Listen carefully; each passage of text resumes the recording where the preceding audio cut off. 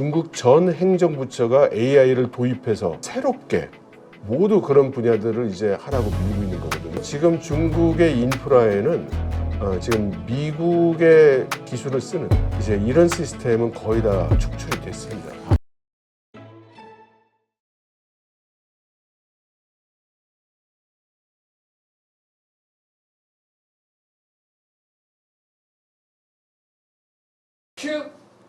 네, 오늘 모신 분은 차이나 테크의 역습 책의 저자시죠. 이철 박사님 모셨습니다. 안녕하세요. 네, 안녕하세요. 자, 이번에 그 시진핑 주석이 김정일 위원장에게 보낸 축전에서 확고한 그 전략적 방침을 강조했다. 이런 얘기가 좀 나오던데요. 이 배경이 어떤 겁니까?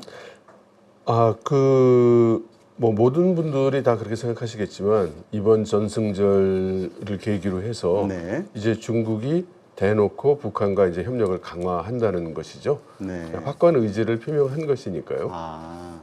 그렇다면 이제까지 많은 그 전문가분들의 예상은 트럼프 대통령이 그 중국을 고립시키기 위해서 북한과 김정일과 좋은 관계를 만들고 뭐 그런 어떤 전략을 쓸 것이다 이런 얘기들을 했었는데 거기에 대한 그 뭐라 그럴까요? 시진핑 주석 혹은 그 중국의 반응은 오히려 더 가까워진다라는 것인 뭐 이렇게 봐야 되겠네요. 네, 그렇게 볼 수도 있겠고요. 그리고 이제 몇몇 분들은 러시아와 북한이 접근하면서 네. 중국과 북한의 관계가 좀 소원해졌다. 그런 얘기도 있었죠. 예, 이런 얘기를 하시는 분들도 좀 계시는데요. 저는 이제 그렇게는 보지 않고 있었습니다. 그러니까 북한과 중국과의 관계라는 거는 뭐 서로 툭탁거리고 서로 마음에 안 드는 부분이 많이 있지만 큰 시각에서 보면은 국가 간의 구조적 이해관계를 볼 때 결코 서로 멀리할 수 없는 그런 관계고요. 러시아와 북한이 군사 동맹을 맺고 가까이 되면서 중국 입장에서는 우크라이나 전쟁에 관여하거나 러시아의 우크라이나 전쟁에 돕고 있다는 그런 인상을 피하고 싶기 때문에 그렇게 대놓고 북한이나 러시아를 지원한다는 표현을 안 했을 뿐이지 사이가 멀어지거나 그런 건 아니었다고 봅니다. 네. 그리고 이번에 이재명 대통령의 태도가 과거 정권 대비해서도 확실하게 중국보다는 이제 미국의 편을 확실히 했기 때문에 중국으로서도 이제 북한과의 그 밀접한 관계를 대놓고 표면화시켰다고 봐야 되겠죠. 네, 그렇군요. 지금 그 북중러 이 3국이 정말 단합된 모습, 이번에 가까운 모습을 좀 보여줬는데 이것은 다 이 운명 공동체라는 거 이 세 나라를 그 하나로 좀 아우르는 것으로 봐야 될까요? 그 중국에서 운명 공동체라는 말을 사실은 지난 몇 년간 계속 써왔습니다. 원래? 예. 그래서 인류 운명 공동체라는 표현을 많이 써왔고요. 네. 그것은 이제 중국이 특히 이제 제3세계 국가, 글로벌 사우스 국가들을 대상으로 해서 중국이 새로운 미래의 비전을 제시하고 있고 그 비전이 모든 인류가 같이 잘 살겠다는 비전이고 중국이 그것을 보여줬으니 중국의 리더십을 따르라는 이제 그런 내용이었죠. 그래서 운명 공동체라는 말을 쓴 것은 이 운명 공동체라는 말을 쓴 것은 이 상황에서 이 시기에 나왔기 때문에 무게감이 굉장히 있지만 그렇다고 해서 지금까지 써왔던 공동 운명체라는 말보다 많은 무게를 줬느냐 하면 그렇게 이야기하기도 단언하기도 어려운 그런 표현이라고 하겠습니다. 네, 그렇군요. 지금 러시아도 그 많은 분들이 중국하고 물론 협력은 하지만 그 원래 경쟁 관계에 있기 때문에 경계심을 좀 갖고 있을 거기 때문에 좀 아닐 것이다. 뭐 이런 얘기도 있었는데 이번에 지금 나오는 결과들을 보면 좀 그렇지는 않은 것 같아요. 저는 그 러시아가 우크라이나 전쟁을 일으키기 전에 시진핑 주석과의 어떤 묵계 내지는 합의가 있었다고 봅니다. 그래서 러시아와 중국이 과거 반목하거나 경쟁하는 관계가 있었던 것은 주지의 사실이지만 미국이 이제 러시아와 중국에 대한 압박을 가하고 있는 상황에서는 두 나라가 과거처럼 그렇게 거리를 유지할 수는 이제 없는 것이죠. 네. 지금 어쨌건 뭐 미국에서는 그 중국의 어떤 그 성장, 네. 그다음에 기술 발전을 이제 억누르려고 여러 가지 시도를 좀 하고 있는데 반도체 네. 규제서부터 시작해서 어쨌든 뭐 AI 쪽에서도 그렇고 계속해서 좀 중국이 치고 올라오면서 또 네. 해결책을 찾아가면서 미국이 좀 당황스러워하는 어떤 그런 모습들도 보이는 것 같아요. 네, 그렇습니다. 바이든 행정부부터 아주 강력하게 중국의 기술 지지를 해왔고, 그것은 그 전에 있었던 트럼프 일기에서 무역 전쟁을 했던 것을 중국의 현재를 압박하는 것이었다면, 네. 바이든 행정부가 했던 기술 지지는 중국의 미래를 압박한 거라고 할 수 있습니다. 그러면 지금 트럼프 제2기 행정부가 들어서서 중국에 대한 압박은 사실 뭐 전방위로 하고 있는 것이죠. 그런데 중국 입장에서는 이미 그 기술 지지라는 것을 벌써 지금 5년째 받아오고 있기 때문에 네. 그에 대한 대비를 했고, 거기에 대한 거국 체제로 과학기술 개발에 자립하겠다는 그런 노력을 해왔으니 이제 그런 성과들이 나오고 있는 건 당연한 것입니다. 네. 하여튼 뭐 이 보니까 이 북한과 러시아를 중국으로부터 좀 떨어뜨려야 된다라는 그들의 어떤 필요성에 의한 전략, 이것도 좀 어려워지는 것 같고, 지금 돌아가는 거 보니까 기술 규제도 좀 어려워지는 것 같고, 미국 입장에서는 좀 다급한 상황이 돼가는 것 같다는 생각이 자꾸 드네요. 네, 확실히 그렇습니다. 그렇지만 이게 미국만의 문제는 아니죠. 우리나라도 똑같이 문제가 됩니다. 과거 중국이 중국 제조 2025라는 캐치프레이즈를 꺼내놨다가 네. 미국을 비롯한 서방으로부터 몰매를 맞은 적이 있죠. 이제 지금 내년부터는 중국 표준 2035라는 캐치프레이즈를 냈습니다. 네. 그것은 얼핏 들으면 별일 아닌 것처럼 들리지만, 표준을 중국 표준으로 또는 중국이 주도하겠다는 것은 향후 기술, 그리고 그 개발된 기술로 나오는 국제 표준을 중국이 리드해 가겠다. 네. 한 발 더 나가면 만일 미국을 비롯한 서방이 그 표준을 채택하지 않을 경우 독자적인 표준 체계로 가겠다는 선언을 내포하고 있는 거거든요. 네. 그래서 그 영향은 이제 내년부터 모든 산업국가, 특히 공업을 중점으로 하는 우리나라나 독일, 일본 같은 산업국가에는 큰 영향을 끼치기 시작할 것으로 예상이 됩니다.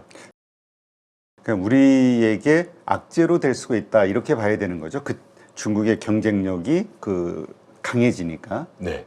네.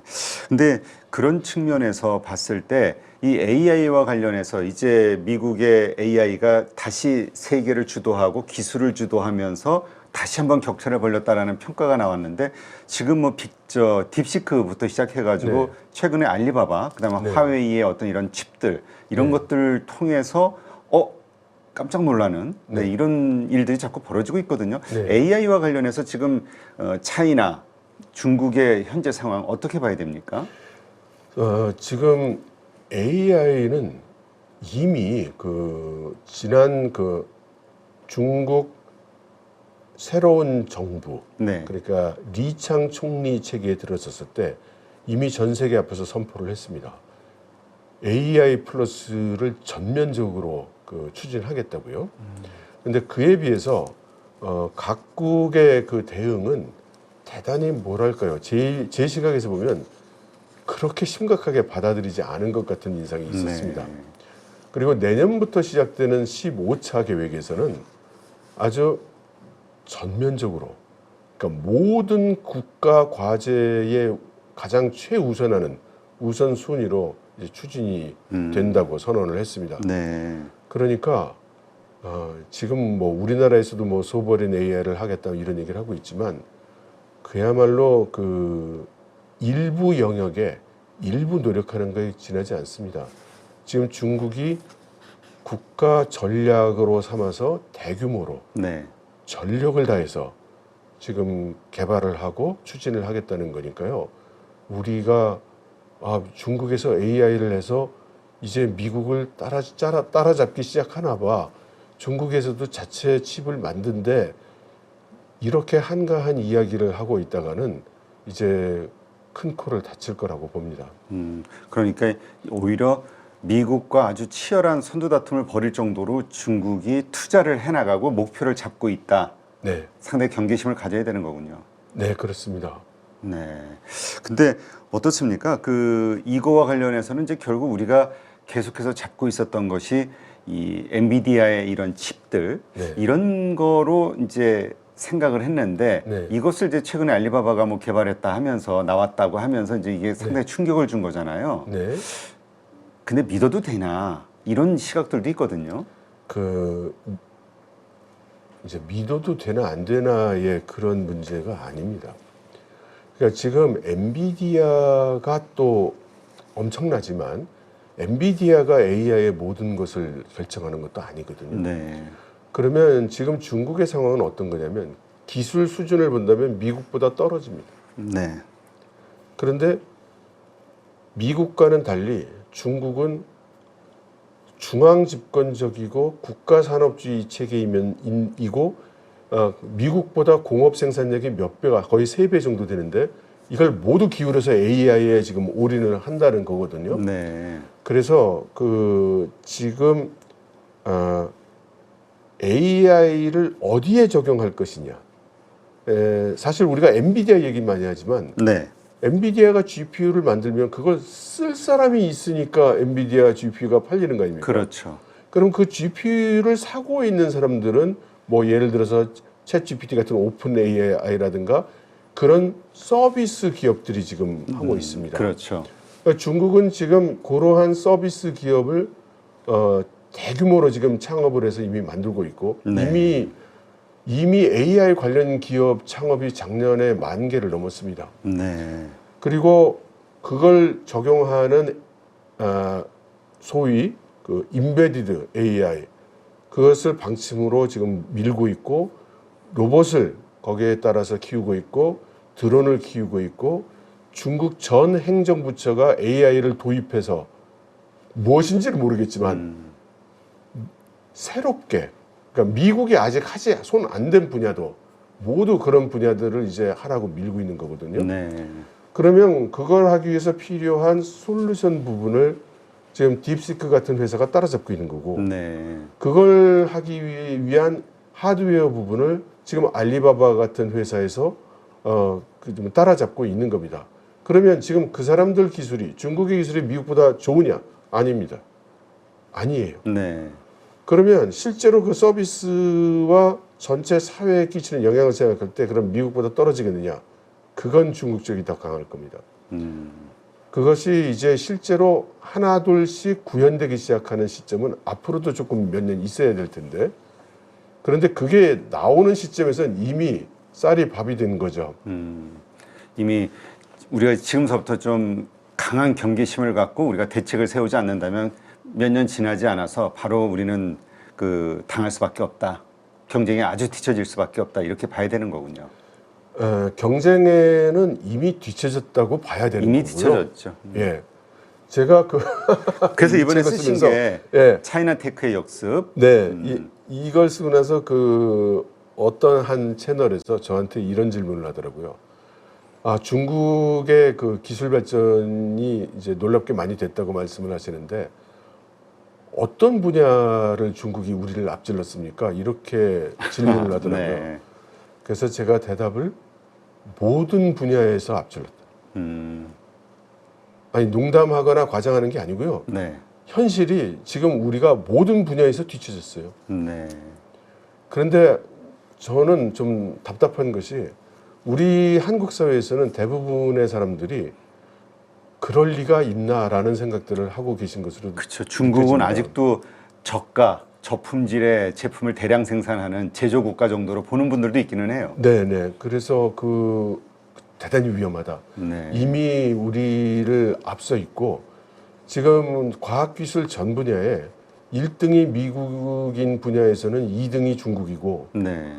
어떤 분야는 중국이 1등을 하고 미국이 2등이고 소위 기타 선진국들은 그 3위를 차지하기 위해서 노력하고 있는 중인데 우리는 이제 슬슬 해볼까? 뭐 이런 식의 얘기를 하고 있으니까 우리가 지금 어느 레벨에 와 있는지 알만하지 않습니다. 네.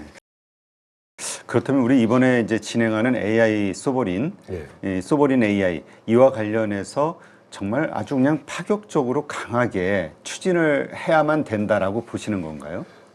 저는 그 소버린 AI는 좋은 일이지만 그게 마치 앞으로의 AI를 해결할 것처럼 이렇게 받아들인다면 그 또한 큰 일이라고 생각합니다. 그건 AI라고 불리우는 영역에서의 한 부분에 불과하고 네.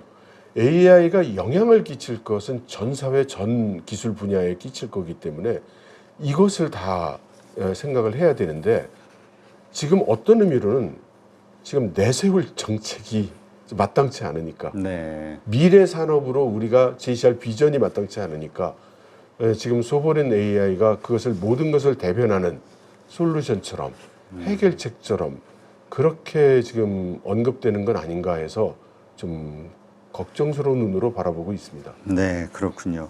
근데 진짜 말씀하시는 대로 많은 분들이 이번에 이게 미중 그 기술 전쟁, 패권 전쟁이 아니었다면 조선도 그렇고 2차 전지, 뭐 전기차 부분 모든 부분에서 그 중국의 제조업들에게 우리가 완전히 당했을 것이다라고 보는 분들도 많이 있더라고요. 제가 한 가지만 예를 들어볼게요. 저희 나라가 정보통신 강국이었습니다. 네, 그래서 저희가 3G도 막 리드를 했고 4G도 세계 최초로 서비스를 했습니다. 네, 중국이 서비스를 하기 전날 우리가 서비스를 해서 세계 최초로 5G를 네, 했다는 5G 를. 이제 그런 말도 들었어요. 그러면 4G 나오고 5G 나왔으면 그 다음은 6G겠죠? 네. 그럼 우리나라가 6G에 대해서 무엇을 하고 있다는 뉴스를 들어보신 적이 있습니까? 없죠. 네, 그럼 미국이 하고 있다고 들어보신 적 없으실 거예요. 네, 왜냐하면 6G는 지금 중국이 개발해 놓고 있기 때문입니다. 네. 그런데 이제 미국은 그것을 그 세계 표준으로 6G 표준으로 받아들이지 않고 있어요. 못 받아들이겠는 거죠. 그렇게 되면 중국에게 너무나 유리한. 그렇죠. 그런데 그 6G뿐만 아니라 우리가 집에서 사용하고 있는 브로드밴드 있잖아요. 이것도 차세대 인터넷이 있습니다. 네, 그것도 중국은 이미 개발 완료된 상태예요. 역시 이것도 서방 세계가 우리나라를 비롯해서 표준으로 받아들이지 않고 있죠. 그러니까 무슨 얘기를 말씀드리고 싶은 거냐면 이미 일정 분야에서는 중국의 기술이 미국 및 서방의 기술을 앞섰고 우리는 그걸 애써 외면하고 있는 중이다. 그러니까 현재 지금 현실이 이렇다라는 말씀을 좀 드리고 싶습니다. 네. 우리가 참 바짝 긴장을 해야 되는 상황 같은데, 근데 그 우리 박사님 차이나테크 책의 그 목차를 보니까 A 계획의 존재라는 그 문구가 보이거든요. 네. 이게 어떤 걸 의미하는 겁니까? 네, 그래서 이제 영어로는 delete A 플랜이라고 하고요. 네. 이제 중국어로는 취 A 지화라고 해서 A를 지워버린다라는 뜻입니다. 이게 굉장히 비밀 계획이고요. 그래서 중국의 고위 간부들도 볼 수만 있고 복사를 하거나 쓸 수는 없다는 그런 계획입니다. 근데 그 내용이 뭐냐면 중국의 각 산업 체계 안에 특히 이제 인프라에 해당되는 부분에 채택이 되어 있는 A, 아메리카, 미국의 기술, 네. 서방의 기술을 축출하는 겁니다. 아, 이게 이제 중국의 플랜이었군요. 예, 이미 지난 25년간 진행이 되어 왔고요. 그래서 지금 중국의 인프라에는 지금 미국의 기술을 쓰는 그리고 미국의 반도체를 쓰는 이제 이런 시스템은 거의 다 이제 축출이 됐습니다. 아, 그렇군요. 예. 아, 이게 우리가 바짝 긴장을 해야 되는데 아직도 중국 하면은 좀 아직도 그냥 좀 아래로 보고 폄하하는 분들 네, 이런 분들이 좀 있긴 하더라고요, 많이. 네, 네. 근데 지금 그래서 그런가요? 요즘 중국 증시, 홍콩 증시가 상당히 강한 모습이잖아요. 지금 외국인의 그 돈들, 자금이 많이 들어가고 있다라는 뉴스도 많이 들어오더라고요. 예, 많이 지금 들어오고 있는데요. 저는 그것은 그렇게 걱정할 일이 아니라고 생각합니다. 지금 현재 글로벌 경제를 보면 네, 현재 미국 돌아가는 걸 보고 있으면 미국에 가서 대규모로 돈을 투자하고 싶은 그런 생각이 잘 안 들 거예요. 너무 변동성이 크고 리스크가 크다고 보니까요. 그런데 안정적인 수익을 제시하고 있는 곳이 현재로서는 중국이거든요. 네. 그러니까 대규모 자본을 운영하는 쪽에서는 지금 현재로서는 이제 중국 쪽에 돈을 많이 파킹을 하는 거죠. 그러나 이것이 중국의 국가 경쟁력이나 이런 게 직결된다고는 생각하지 않습니다. 네. 그렇다면 이제 말씀하신 대로 지금 중국은 정말 역습에 성공하는 모습을 보이고 있는데 테크의 역습. 네. 미국 입장에서 이것을 제대로 다시 누를 수 있을 것이냐. 네. 이거에 대해서는 어떻게 보세요? 그건 이제 불가능할 거라고 생각합니다. 왜냐하면 과학기술 인프라 부분에서 이미 상당 정도 이제 미국을 벗어났거든요. 그리고 어떤 의미로는 미국이 지난 5년간 기술 제재를 해온 것이 중국으로 하여금 기술 자립을 가속하게 하는 그런 요인으로 작용한 면도 있죠. 네. 근데 지금 미국의 강력한 공격 중에 무슨 반도체 규제라든가 뭐 여러 가지 있습니다만은 이 무역과 관련, 관세와 관련해서 지금 이제 연기가 돼 있는 상황이잖아요. 네, 협상 지금 네, 중에 있고요. 이게 이제 11월인가 마무리가 된다고 들은 것 같은데 네. 어떻습니까? 여기에서 어떤 강력한 또다시 관세를 맞게 됐을 경우 중국의 이 기술 테크 혹은 이 관련된 산업 타격을 받지는 않을까요? 타격이 없을 수 없죠. 그러나 중국은 이미 대책이 세워져 있는 상태고 미국과의 디커플링도 불사한다는 그런 베이스라인을 지금 가지고 있는 것으로 보이기 때문에 결코 자세를 낮춘 협상을 하지 않을 겁니다.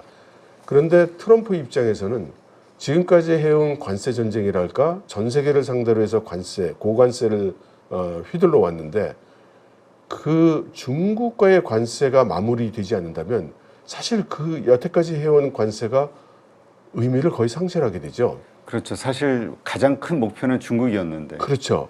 그러면 이것이 어떻게 될 것인가? 중국이 합의를 이루면 좋겠다고 생각을 하고 있지만 중국이 원하는 관세 수준이라는 게 지금 트럼프 행정부가 생각하고 있는 숫자하고는 상당한 차이가 있어 보이거든요. 네. 그래서 저는 11월이 돼도 원만히 합의를 이룰 가능성은 그렇게 크게 보지 않습니다. 네.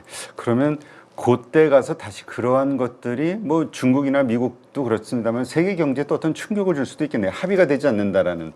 그렇죠. 기존 질서가 한번 뒤집혔는데 뒤집혀서 새로 형성되는 질서로 생각이 되는 것이 이루어지지 않는다라는 네. 상태가 되니까 글로벌 경제는 또 한 번 충격을 받겠죠. 네, 알겠습니다.